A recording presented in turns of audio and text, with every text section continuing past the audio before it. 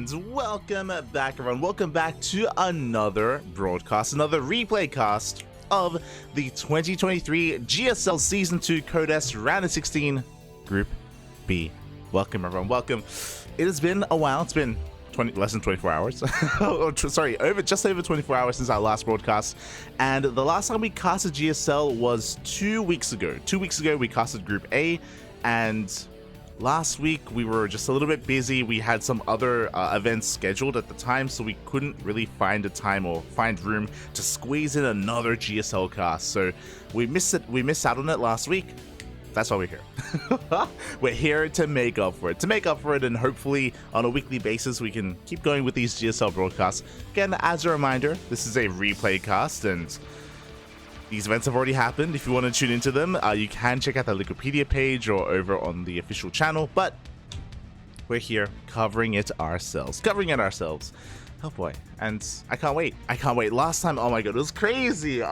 Group A was wild. Group A, we saw the return of TY. We saw his very unique mech style. He went like turtle mech, but also like mass banshee, which you and it didn't quite work out too well, but it was really interesting to see nonetheless. We saw mech against Protoss, we saw ninja bases, we saw gold bases, we saw base trades. It was crazy. It was a wild night of StarCraft. It's a lot to live up to. It is a lot to live up to, so we'll see how Group B can compare. For some context, we can switch our scenes over and have a look at the group itself. 4 players step in, 2 players step out. That is kind of 2 players advance. That is how the format is here in the GSL format. We have herO, NightMare, Bjorn, and Ragnarok. 2 Protosses, a Terran, and a Zerg. So thankfully we'll have a little bit of diversity. We'll have a little bit of variety when it comes to the matches and the games themselves. So I am definitely looking forward to it as well. I know there's been a lot of hype around a lot of these players. herO, of course, the best Protoss in the world, the best Protoss in Korea. You've got NightMare, who was once known as a PvP sniper. You've got Bjorn, who has been popularizing the Bjorn opener, and I imagine we're going to be seeing that against Ragnarok. That's going to be a given. It's going to be a given, the 2 racks opener that Bjorn is very fond of. And Ragnarok, who around this time did actually beat Bjorn in I believe it was KSL or ESL Cup Asia. Ragnarok seemed to have a decent handle of the Bjorn opener of the 2 racks, but we can get into it later. we can get into it once we get there. For now, we're just going to be getting into our first PvP of the evening. Ooh. Just going to need a moment to set some things up and make sure everything is looking good. When it comes to the rest of the broadcast this week, I believe we have tomorrow off. I don't think we have a broadcast planned for tomorrow, but we do have some Home Story Cup replays. I mean, technically we could do back-to-back Home Story Cup, but that may be a bit much. So I don't know. I don't know if I want to do that or just once a week. But Home Story Cup replays are going to be on Friday, unless we move it to tomorrow. Friday might be a good night for team games. I haven't played team games with like Asher in a long time. It'd be a lot of fun. It would be a lot of fun if we were able to come together for that. So we'll see.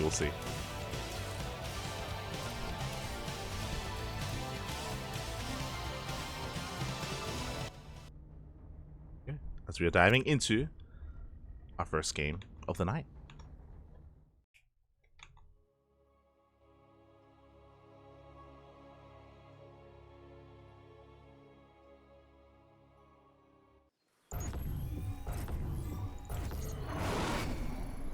And spawning in the top right-hand corner of Ancient Cistern, we have the South Korean Protoss player representing Team Arbidos. It is NightMare. And spawning in the bottom left-hand corner of Ancient Cistern, we have as opponent, we have the South Korean Protoss player representing DragonKaiZ Gaming, the best Protoss in all of South Korea, arguably in the world. It is herO. And we haven't been seeing a lot of herO recently. If you've been tuning into the live broadcasts of the live events, you've been noticing that herO, he has been absent from the ESL Open Cups, from the KSLs, and I imagine a big reason for that is at the moment he is traveling for Gamers 8. He is in the midst of traveling, so I've been deprived. What I'm trying to say is that I've been deprived of herO for far too long, and I need some herO here and now. So I'm happy to see him here.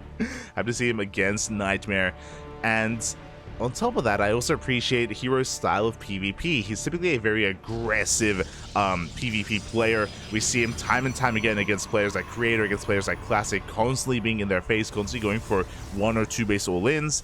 herO, he just has this tempo to him like no other. And we'll see if NightMare can keep up with that. NightMare is also a very fast player. We've seen that a lot in his PvTs. Recently, he did beat Gumiho. He has been taking down a lot of Terrans. NightMare has, I mean.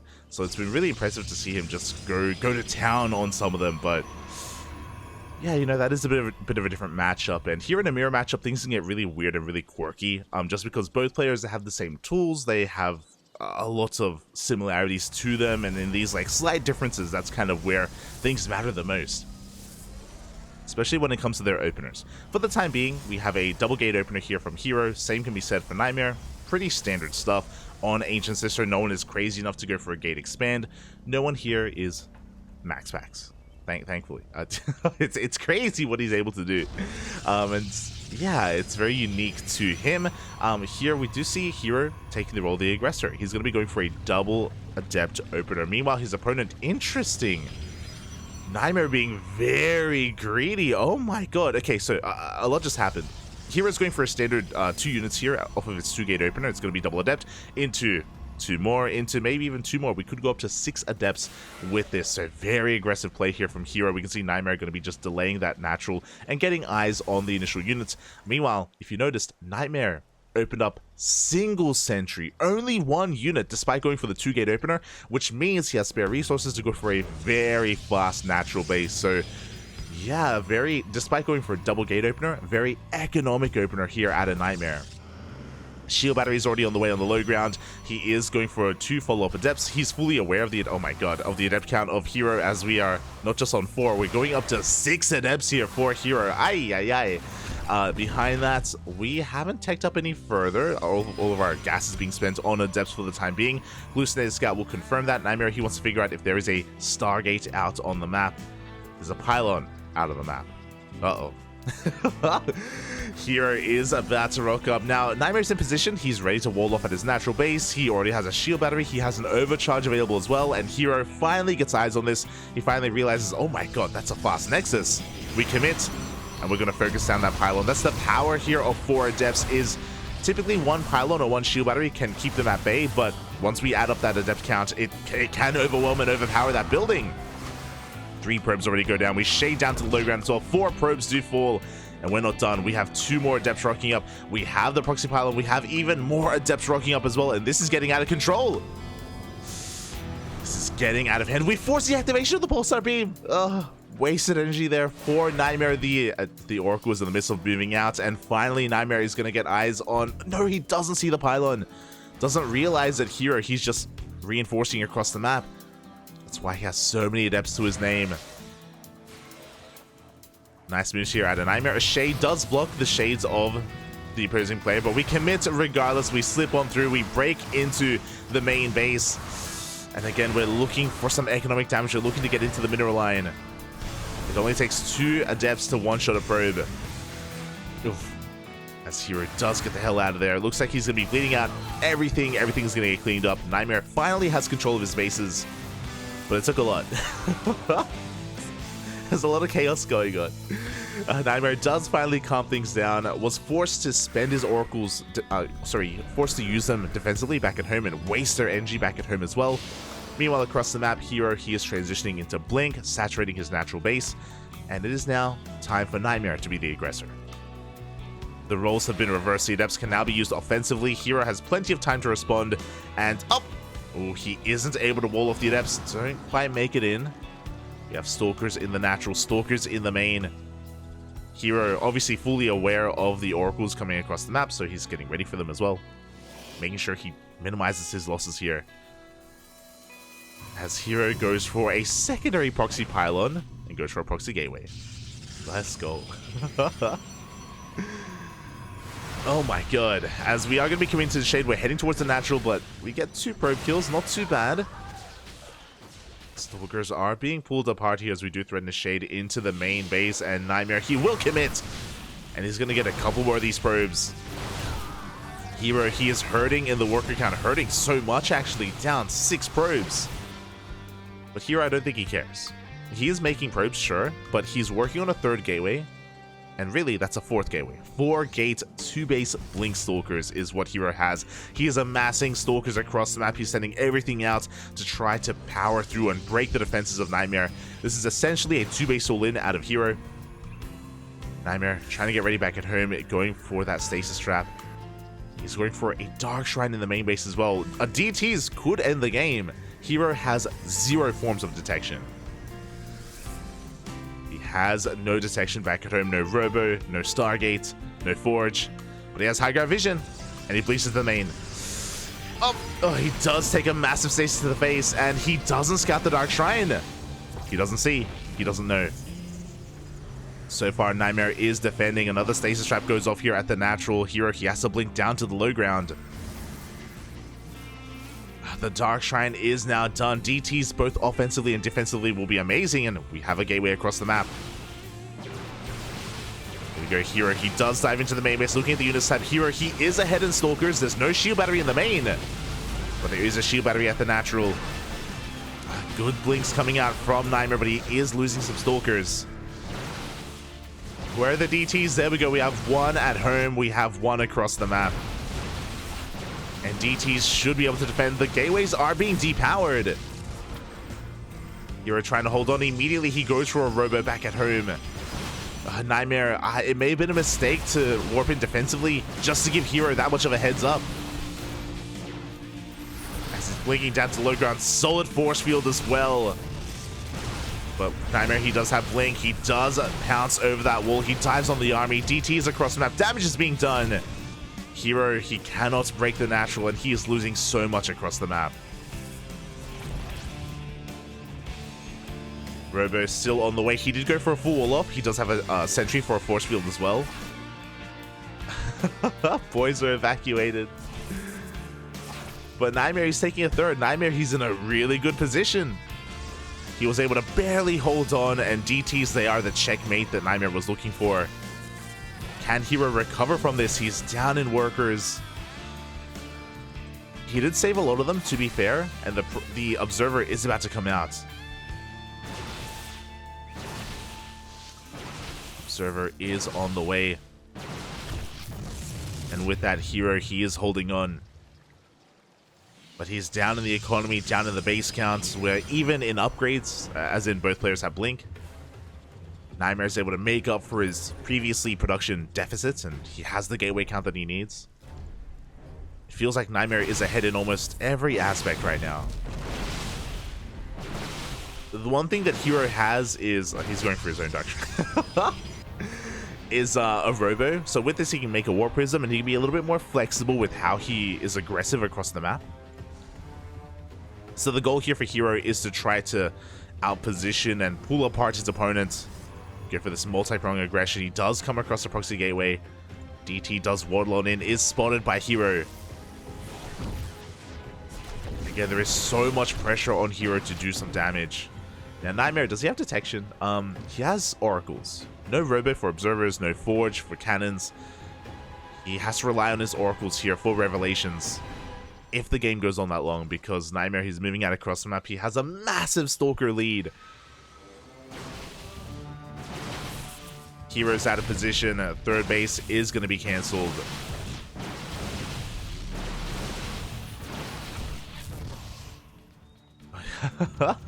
herO even trying to catch some of these DTs as well. NightMare, he can keep pushing. There's nothing stopping him. herO doesn't... he does have 1 shield battery behind, or in his mineral line. He has an overcharge. NightMare's getting a forge back at home. Did he scout? He hasn't seen the Dark Shrine yet. The DTs are about to reveal themselves. Oh, they are spotted. Revelation does tag them, and that's going to be it. That was herO's Hail Mary play. I mean, there's one more DT, I guess.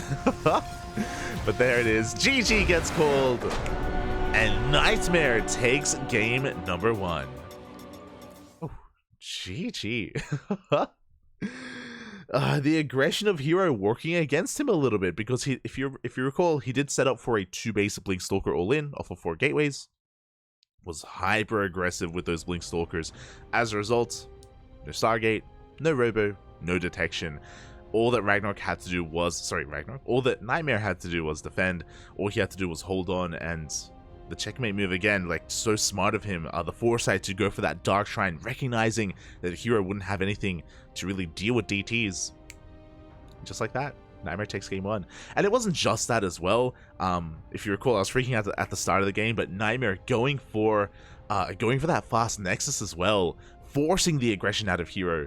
It was really cool. I don't see that too often. I know that herSim does it very often. herSim is one of the few Protoss players that regularly goes for 2 gate openers, and then he skips his units, and then he goes for a fast Nexus. And he does that to be safe against gate expands, like on some of these larger ramp maps, like Altitude or even Royal Blood, for example. Sorry, not Royal Blood. Babylon as well. So yeah, kind of similar to how herSim opens up in PvP. A really cheeky move and a nice way to mix things up. And now we're getting into our next game, which will be taking place on Royal Blood. Right, back at it again with the chain. It's not me, Pop. It's the tournament. What do you want from me? Ah, he's all chained up. Finally, you're an animal, NoCloud. You're an animal. You can't keep me chained up forever. Aye. As spawning in the bottom left-hand corner of Royal Blood, we have the South Korean Protoss, the best Protoss in all of South Korea and the world. Down in this series, representing Dragon Kaiser Gaming, it is herO. And spawning in the top right-hand corner, we have as opponent, we have the South Korean Protoss representing Team Abydos, leading the series 1-0. It is NightMare. Shout out to Asheri in the chat, Werehog as well. ¿Qué tal? ¿Cómo estás? Bienvenidos. Oh, and herO is being a little bit cheeky. So NightMare setting up for another double gate opener. Makes sense. On a map like Royal Blood, there's no ramp going into the natural base, so it is very safe and very meta, very standard to go for a 2-gate opener. herO being greedy, going for a gate expand.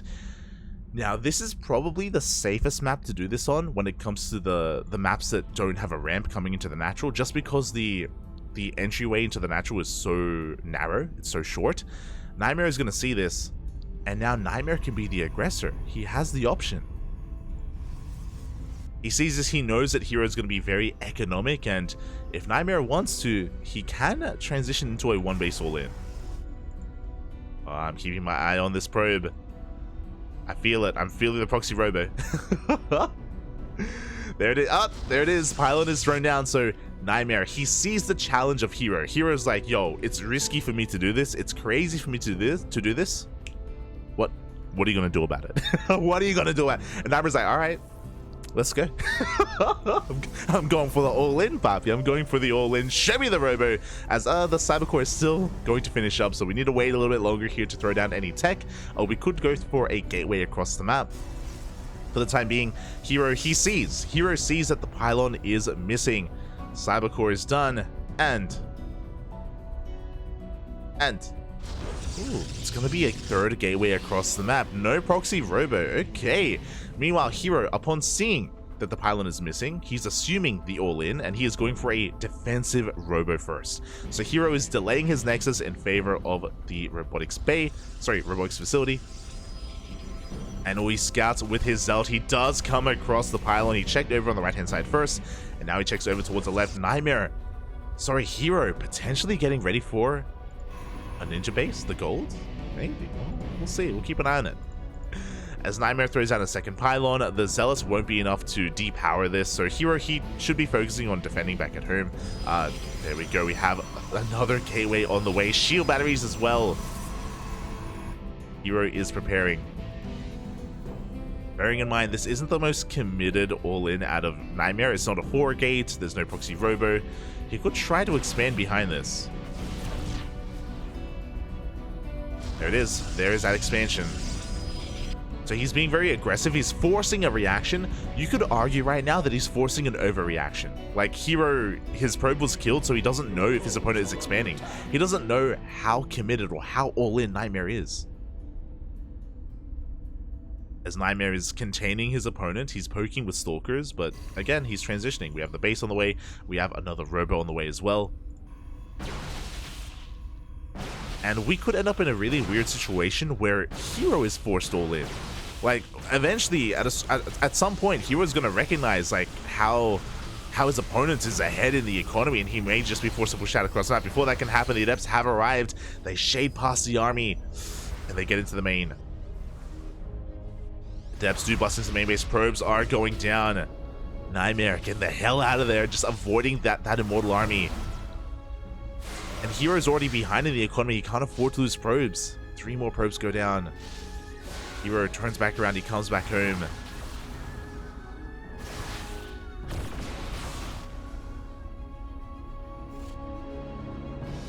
And NightMare, his base is up and running. He can make 2 workers at a time. I imagine this is going to be for Immortal production. There we go. We have a defensive Immortal on the way to try to catch up and keep up with the Immortal count of herO. herO does have a bit of a more terrifying army, and he's going to be depowering these gateways, but as herO moves out of position, NightMare, he pushes in. There's nothing here at home. Thankfully, herO didn't lose his Immortal. His Immortal was very exposed. As the Stalkers, they just go into the main. They go all the way into the main base. Oh, that's a bit of an Artosis pylon, but no, he goes for the sentries instead. Oh, got the Prism! Prism is going to go down as well. That is going to slow down hero's all in. And we have the recall.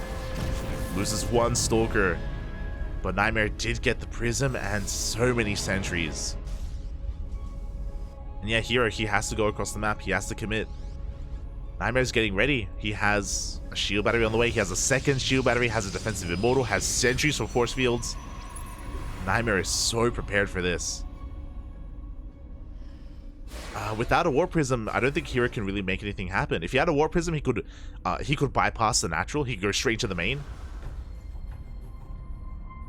He is so slowed down. The Prism has been rebuilt. Has been remade. herO gonna try and go into the main. But at this point, enough time has passed. We have now shield batteries on the way in the main base as well. NightMare, he's getting ready. He knows. He knows that his main is a little bit vulnerable. He's rotating up, keeping up with herO. The Immortals have arrived. Oh, the force field! Oh my god, herO, he loses an Immortal. That's a massive loss for herO. So much DPS now gone, and he's going to commit. He commits to the shade. He focuses down every single sentry. But we have an overcharge. We have 2 shield batteries. herO, he's shading into the main base, but no, we wall off just in time. NightMare. Such quick moves. He does barely wall off. herO trying to make this work. Again, force fields are king right now. There is no blink. We can see NightMare's losing a couple of Stalkers. He's running out of energy on his shield batteries. The Adepts do commit to the shade. NightMare, he's going to be able to clean them all up. Good force fields. Good juggling by herO. He does take down one of those Immortals. But now NightMare has his own Prism. Now he can juggle himself. It's going to come down to the micro. Going to come down to the positioning. herO, he does have a better concave. He does have a better angle. He's trying to bust on through. But the Immortal of NightMare is still just doing so much. And herO, he's losing his Stalkers. Up! NightMare does lose his Immortal in the end, but herO is down to 2 units. 1 Stalker and 1 Immortal. NightMare, he can make 2 workers at a time. He has an economic advantage. He has a higher Stalker count. herO, he's going to try to transition. He's going to try to mac her out of this. Goes for the Nexus. Oh boy. bold. I mean, it's a bold move by herO, but what else can he do right now? So he's going for the base. The other thing is he could have tried to take a ninja base, but regardless, whichever road he takes, it's going to be an uphill battle for herO. See what he can get done across the map. He's going to try to pick off some workers, maybe a pylon. Likewise, NightMare also going for his own immortal drop.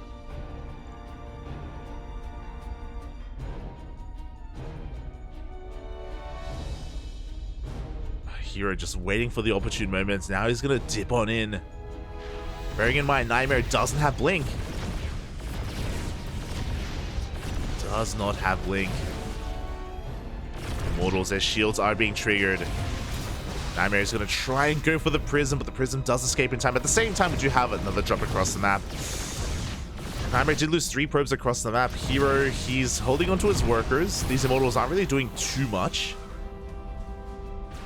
The overcharge was good enough to keep the economy alive. Prism takes a lot of hits.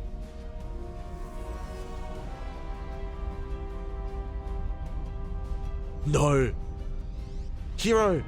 No! If we look at the units tab, I was focusing on the drop, but herO, he may have been focusing on the drop as well because he lost his drop. He lost his Prism. It's gone. Losing those 2 Immortals across the map, that was devastating, and NightMare, he pushes on through, takes down the gateway. He has the army advantage. He still has his 2 Immortals alive. And that's it, GG. GG, well played. herO had nothing left, and NightMare takes the series 2-0. GG.